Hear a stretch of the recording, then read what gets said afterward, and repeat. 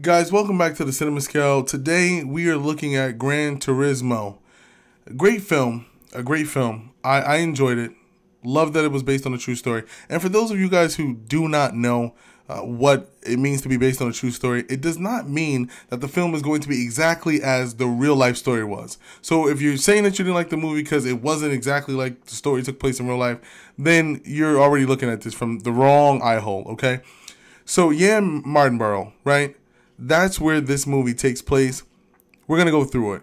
One by one, we're going to go through it, score it on the cinema scale. I'm going to let you guys know exactly what I thought. But overall, great film. I loved it, and I'm going to tell you guys as to why. Let's talk about the plot, the story arc, and the plausibility. When you're developing a film based on a true story, the story arc and the plausibility is the most important thing. Now, why is that the case? Because that is the drive of the story. It's literally based on a true story. So if you don't have the story arc and the plausibility correct, then the movie's going to stink right from the beginning. One thing I loved about Jan Mardenborough, the way they captured him in his story. The plot takes place with him, a video gamer who has the desire to race. He has a drive in life. He knows what he wants. He knows what he wants to do. His father, on the other hand, has different ideas in mind for him, which is very plausible.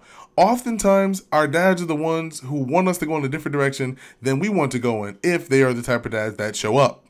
So Jan is facing this crisis, as it were. Am I going to follow dad's plan, or am I going to be a real man and follow my own design? That story arc, that plausibility was carried throughout the entire film.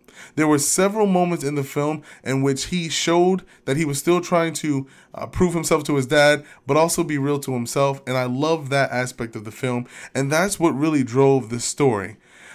Him coming up as a person from a normal life. He wasn't a professional racer. He's not someone who has experience. That was really well done in the film, and I love that. If you're looking for that authenticity, if you're looking for that correct story arc and plaus, you're going to get that in this film.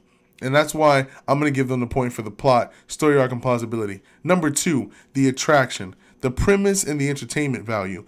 Will you be attracted to the film? Absolutely. Why? Because we're talking about racing. Anytime there's a racing film, for whatever the reason, you're drawn to it. You're attracted to it. You want to know what it's about. Whether it's Need for Speed or a Fast and Furious film, you're going to find yourself sucked in. Gran Turismo finds itself to be a lot better than those two films that I mentioned. And one of the reasons is because of the premise involved in this movie. He's young. He's trying to develop himself. That will draw you in, along with racing, high stakes, and great entertainment value. You're also learning a lot about the racing world. There was a lot that I did not know in connection with what's involved in professional racing. Like, you see him working out physically. Never would have thought that you needed to work out physically to keep up endurance on the track in racing. There was a lot of things that were portrayed in the film, shown to the audience, that will leave you entertained, but also makes a nice premise of attraction. Number 3. The identity and depth, that's the theme of the film. What was the theme of the movie? Because people are confused, but that's why I come in. I'm going to help you. The theme of this film was going after what you want, no matter what the stakes, no matter what people say, even when it comes to your own family. His dad did not support him at any turn until the last 30 minutes of the film. I know because I took notes. So, you as someone relating to this character, identity-wise, absolutely, it's there. The depth aspect of it, absolutely, it's there. Because at some point in the film, there was a nice homage that, well, I wouldn't say homage, it was a situation that happened in his life where he wasn't sure if he was going to continue his racing career. All true. Did the research, it's all true. It occurred in 2015. I'm not going to spoil it for you guys, but that was the turning point in his life. Now, ironic enough, if that was omitted from the film, it would have tore it apart.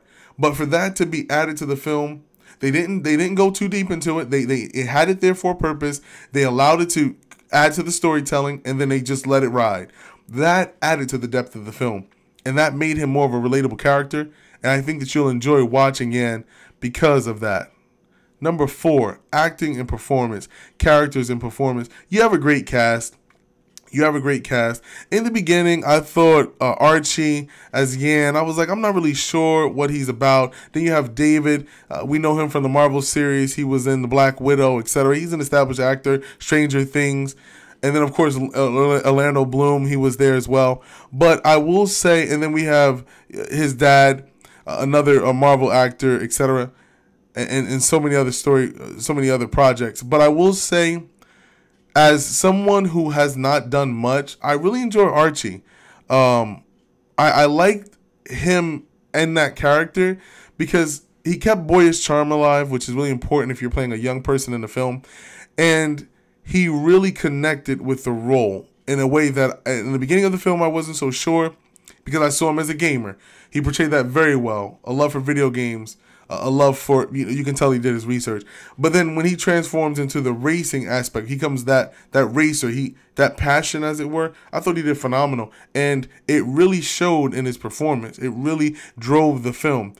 When you're dealing with a true story and you're portraying a real person, it's a lot different from portraying a fake character. Because a fake character can be played in so many different ways by so many different people without so much, I guess you would say, backlash from persons.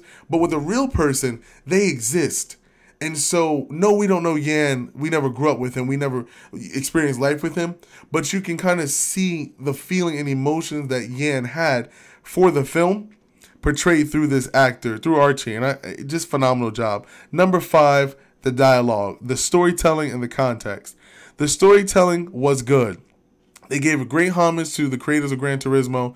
They even mentioned aspects of the game, and just to be able to bring that to life for people who do or aren't certain. Gran Turismo is a video game, quote, quote, but it's also a simulator. Now, what does that mean? A simulator is an actual virtual replication of what's real. So in reality, yes, he's playing a game, but he's also able to get the reality of it because of the fact that it's a simulator. And that was really well done. It was projected well in the film, and then they carried that through the story because that's where it started. It started with the game. So the storytelling and the context should be based on the foundation of this game and then make its way forward. Like there were certain moments in the story where they gave homage to the video game. So there's moments in his mind where it's like he's visualizing the track, and he sees it. He sees that drive, and he goes for it. And I thought that was excellent because that gives homage to the game where the story begins, and that's your context, the game. Without making it cheesy, without making it cliche, they did great. Number 6, cinematography, visual lighting, setting, wardrobe, excellent. And did you know it's not Nissan, it's Nissan? Nissan?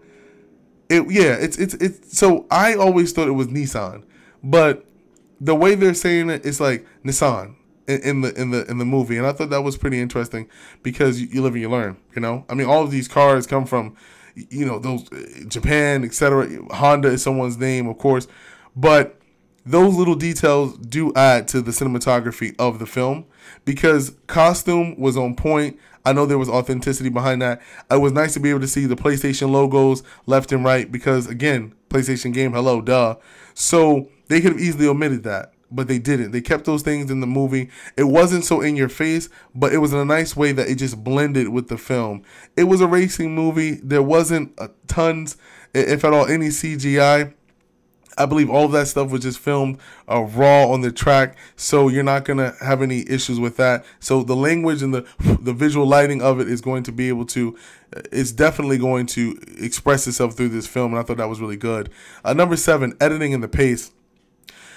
One thing I loved about this movie is that it needs to keep a pace because it's a race car movie. And each moment you're going through this film, you see the need of why you're in that scene, where they're going with the scene, and why it should be included. It's very rare where you can find a movie like that where every scene makes sense, it has its place. It's like in this neat little closet or organizer box. And I thought that was well, and it kept the pace alive. There were moments in the film where I was like, okay, I hope they don't drag in too much background. I hope they don't. But they didn't. And for this particular film, you don't need to go into the background. It was from the start of the movie, it gets right into the action. You know a little bit about his life. You learn a little bit about his family. They express themselves. And then the next scene, it's right into him starting his career as this professional racer. Very well done. Number 8, soundtrack. I will say there wasn't much to the soundtrack, the sound design and the film score.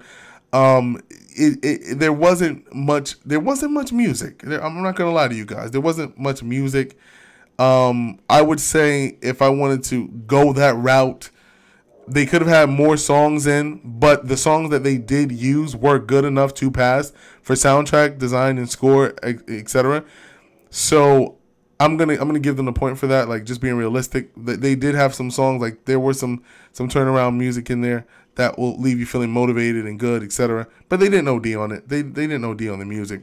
Number 9, the directing, the vision, and the execution. This is by far my favorite to be able to discuss. When a director has a vision and they want to execute something, especially when it comes to a true story, it's so important. It's so important to make sure you execute it properly. And of course, it was done properly. It was done by Neil. And Neil he hasn't been in many mainstream projects, but you can definitely tell that he collaborated well with Jan, and he really wanted to capture the essence of this story, and that was done perfectly. When I say perfectly, I mean perfectly. When you leave that theater, you're not going to be confused as to who Jan Martinborough is, and you're not going to be confused as to what his story was, where he comes from, where he belongs. Excellent. So I'm going to give them that point for directing, the vision, and the execution. And finally, number 10, guys. What is the it factor, the one of the kind and transcendent? Well, it's the only movie for Gran Turismo, but that could be a cop-out, right? I'm going to personally say the it factor for me was how they told the story. When you're dealing with a true story, there's so many different ways you can tell the story.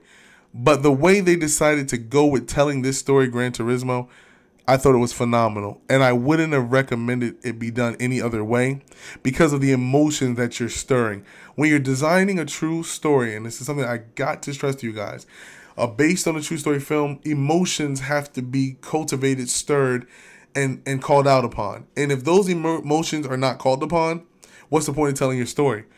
If that's the case, they can just tell any random person's story off the street and then call it a movie. But if you think about true stories that you've seen, movies based on true stories over the years, etc., they always give you that plausibility, that connection, that emotional stirring in which it drives you to do something differently in your life. That was the it factor, done phenomenal. So all in all, guys, I'm going to give this movie a 10 out of 10. I'm going to give it a 10 out of 10. I enjoyed it. I really enjoyed it. And I think you'll enjoy it too. Now, if you want to know what makes a movie not pass the cinema scale, drop down in the comments below. Throw something up here. Love to hear from you guys. And check out my other videos on my page. There's so many videos that did not pass the scale for whatever reason. And I like to consider myself to be a reasonable movie critic. Like, I'm not, but I'm going to give you the facts at the same time. So the scale has no mercy, or it has no biasm. It's just raw scale. Point good, no point bad. That's the way I roll. Anyways, love you guys. Look forward to putting more on the cinema scale. Thanks for the support. See you guys soon. Peace out.